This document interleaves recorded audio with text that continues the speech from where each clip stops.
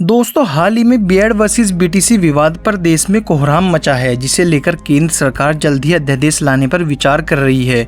वहीं एनसीटी की हाल ही में हुई मीटिंग में बीएड अभ्यर्थियों के लिए अच्छी खबर आ रही है। आखिर बीएड अभ्यर्थियों के लिए सरकार अध्यादेश कब ला रही है और एनसीटी की हाल ही में हुई मीटिंग में क्या हुआ, इस वीडियो में हम इसी मुद्दे पर चर्चा करेंगे, इसलिए वीडियो को अंत तक जरूर देखें। यदि आप चैनल पर नए हैं तो चैनल को सब्सक्राइब जरूर करें ताकि बीएड मुद्दे पर हर एक अपडेट आप तक पहुंच सके।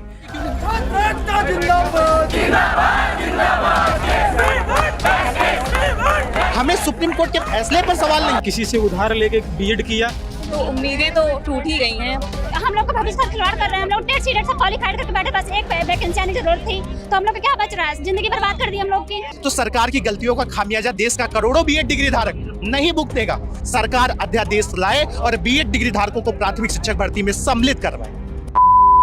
दोस्तों, एक व्यक्ति को सबसे ज्यादा तकलीफ तब होती है जब वो योग्य हो और लोग उसकी योग्यता को ना पहचाने। ऐसा ही कुछ हुआ है बीएड अभ्यर्थियों के साथ, जिन्हें योग्य होते हुए भी अयोग्य घोषित कर दिया है।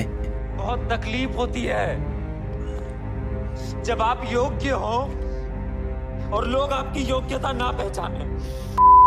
दोस्तों, आपको पता ही होगा, सुप्रीम कोर्ट ने हाल ही में बीएड अभ्यर्थियों को प्राइमरी शिक्षक के लिए अयोग्य घोषित कर दिया है। अब सवाल आता है कि जब बीएड अयोग्य था तो बीएड को प्राइमरी में शामिल ही क्यों किया गया था और अब सरकार आखिर क्यों अध्यादेश लाने पर विचार कर रही है।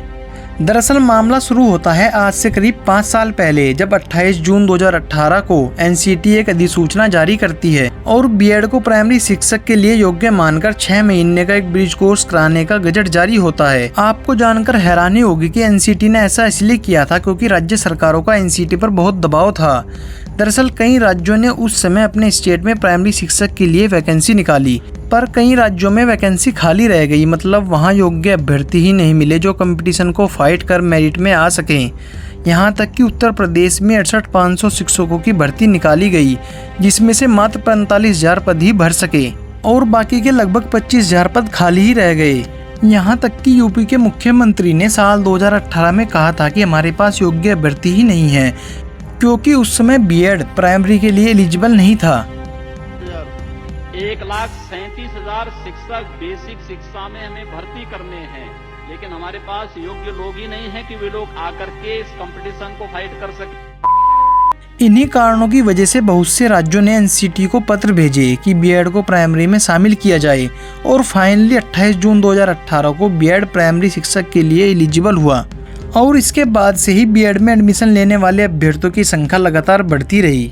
देश के हर 10वें व्यक्ति ने, चाहे उसकी आर्थिक स्थिति कैसी भी हो, पर सभी ने बीएड की डिग्री प्राप्त की और फिर एक दिन 11 अगस्त 2023 को बीएड अभ्यर्थियों का प्राइमरी शिक्षक बनने का सपना टूट गया, जब सुप्रीम कोर्ट ने एनसीटी के उस गजट को ही रद्द कर दिया जिसके जरिए बीएड प्राइमरी में एलिजिबल हुआ था। अब केंद्र सरकार आगे क्या कदम उठाएगी, ये जानने से पहले आपको बता दें बीएड को प्राइमरी से बाहर क्यों किया गया। दोस्तों, बीएड को एक साजिश के तहत बाहर किया गया है। इस साजिश की शुरुआत होती है राजस्थान राज्य से। दरअसल 11 जनवरी 2021 को राजस्थान सरकार ने आरटेट यानी राजस्थान टीचर एलिजिबिलिटी टेस्ट के लिए एक विज्ञापन निकाला, जिसमें बीएड को एलिजिबल नहीं माना गया और बीएड को फॉर्म भरने नहीं दिया गया। राजस्थान सरकार ने 28 जून 2018 के एनसीटी के गजट को भी नकार दिया, जिसमें बीएड प्राइमरी के लिए एलिजिबल था। राजस्थान सरकार के इस विज्ञापन को अगले सप्ताह 19 जनवरी को राजस्थान हाईकोर्ट में चुनौती दी गई। राजस्थान सरकार समेत तमाम डीएलएड प्राइवेट संस्थानों ने बीएड का विरोध किया और कोर्ट में बीएड के खिलाफ केस लड़ा गया। सुनवाई चलती रही और आखिरकार फैसला आया 25 नवंबर 2021 को, जिसमें मुख्य न्यायाधीश अखिल कुरैशी और जस्टिस सुदेश बंसल की बेंच ने एनसीटी के 28 जून 2018 के नोटिफिकेशन को रद्द कर दिया। राजस्थान हाईकोर्ट ने कहा कि प्राइमरी शिक्षक के लिए बीएड डिग्री धारक योग्य नहीं है। कोर्ट ने बीएड को बाहर करते हुए क्या कहा वो जानना बहुत जरूरी है। राजस्थान हाई कोर्ट ने राइट टू एजुकेशन एक्ट की धारा 23 की उपधारा 2 की समीक्षा की और कहा कि केंद्र सरकार के पास शिक्षक नियुक्ति के लिए निर्धारित योग्यता में छूट देने का अधिकार है, लेकिन उनके पास इसके लिए पर्याप्त डेटा होना चाहिए। पर इस मामले में केंद्र सरकार के पास न तो उम्मीदवारों का डेटा है और न ही वैकेंसी की संख्या का। वहीं दूसरी तरफ केंद्र सरकार ने तर्क दिया कि उन्होंने धारा 23 की उपधारा 2 के तहत ये फैसला किया ही नहीं है, बल्कि धारा 35 की उपधारा 1 के तहत ऐसा किया गया है। फिर कोर्ट ने धारा 35 की उपधारा 1 का सुपरविजन किया और कहा कि इस उपधारा के तहत तो केंद्र सरकार ये कदम उठा ही नहीं सकती, क्योंकि योग्यता निर्धारित करने के लिए एनसीटी केंद्र सरकार के किसी भी निर्देश को मानने के लिए बाध्य नहीं है। ये सब कहते हुए राजस्थान हाई कोर्ट ने बीएड अभ्यर्थियों को अयोग्य घोषित कर दिया। इसके बाद बीएड अभ्यर्थियों ने राजस्थान हाई कोर्ट के इस निर्णय को सुप्रीम कोर्ट में चुनौती दी। अब आते हैं सुप्रीम कोर्ट के फैसले पर। 11 अगस्त 2023 को जस्टिस अनिरुद्ध बोस और जस्टिस सुधांशु धूलिया की बेंच ने फैसला दिया और राजस्थान हाई कोर्ट के निर्णय को सही ठहराते हुए एनसीटी की नोटिफिकेशन को रद्द कर दिया। सुप्रीम कोर्ट ने कहा कि बच्चों को गुणवत्तापूर्ण शिक्षा देना भारतीय संविधान का विजन है, लेकिन उस शिक्षा का तब तक कोई फायदा नहीं है जब तक वो सार्थक ना हो। कोर्ट ने कहा कि जब बीएड अभ्यर्थियों को प्राथमिक के बच्चों को पढ़ाने के लिए ट्रेंड नहीं किया गया है तो वो उन्हें कैसे पढ़ा पाएंगे। सुप्रीम कोर्ट ने आगे कहा कि बीएड डिग्री पेडागोजिकल और शैक्षणिक स्तर से प्राइमरी के लिए अयोग्य है। सुप्रीम कोर्ट के इस फैसले से लाखों छात्र सड़क पर आ चुके हैं। देश में हर जगह धरने प्रदर्शन हो रहे हैं। छात्रों का कहना है कि जब हमने बीएड किया था तो हमें ये नहीं पता था कि हम भविष्य में अयोग्य घोषित हो जाएंगे। ये तो बीएड अभ्यर्थियों के साथ बहुत बड़ा अन्याय है। इसी के साथ लाखों छात्रों का कहना है कि सरकार जल्द से जल्द इस पर अध्यादेश लाए। अब जानते हैं आखिर सरकार बीएड पर अध्यादेश लाने के लिए बाध्य क्यों है। यहाँ तक कि एनसीटी ने भी अपनी मीटिंग में कहा है कि वो जल्द ही बीएड पर कोई पॉजिटिव निर्णय लेंगे। दरअसल बीएड को प्राइमरी में शामिल करना केंद्र सरकार की मजबूरी है, क्योंकि राष्ट्रीय शिक्षा नीति 2020 में सिर्फ और सिर्फ बीएड अभ्यर्थियों को ही इम्पोर्टेंस दी गई है। वहीं 4 साल के बीएड कोर्स का जिक्र भी राष्ट्रीय शिक्षा नीति 2020 में किया गया है, जिसमें बीएड प्राइमरी के लिए एलिजिबल है।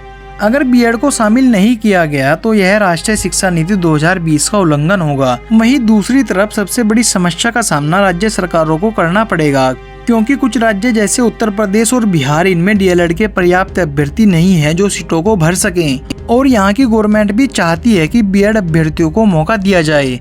वहीं राजनीतिक दृष्टिकोण से अगर देखा जाए तो केंद्र सरकार हो या राज्य सरकार, कोई भी नहीं चाहेगा कि बीएड अभ्यर्थी बाहर हों, क्योंकि बीएड अभ्यर्थियों की संख्या बहुत ज्यादा है, जो कि सीधा सीधा सरकार का वोट बैंक है।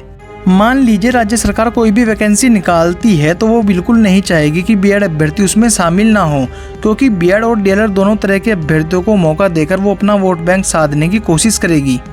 वहीं पूरे देश में जिस तरह से बीएड अभ्यर्थियों का विरोध प्रदर्शन चल रहा है, केंद्र सरकार भी 2024 के इलेक्शन को देखते हुए ये नहीं चाहेगी कि बड़ी संख्या में बीएड अभ्यर्थी उसके खिलाफ जाएं। इसलिए जल्द ही केंद्र सरकार बीएड के लिए अध्यादेश लाने पर विचार कर रही है। दोस्तों, इस वीडियो को हर जगह शेयर करें ताकि बीएड का हर एक अभ्यर्थी जागरूक होकर अपने अधिकार के लिए लड़ सके। साथ ही साथ बीएड पर आगे की हर एक अपडेट के लिए इस चैनल को सब्सक्राइब जरूर करें। मिलते हैं नेक्स्ट वीडियो में बीएड पर किसी बड़ी अपडेट के साथ।